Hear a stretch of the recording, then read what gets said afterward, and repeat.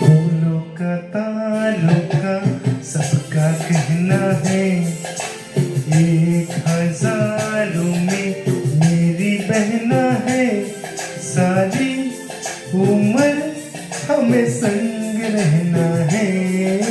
फूलों का तारों का सबका कहना है, 1000 में मेरी बहना है, सारी उम्र हमें संग रहना है। फूलों का तारों का सबका कहना है।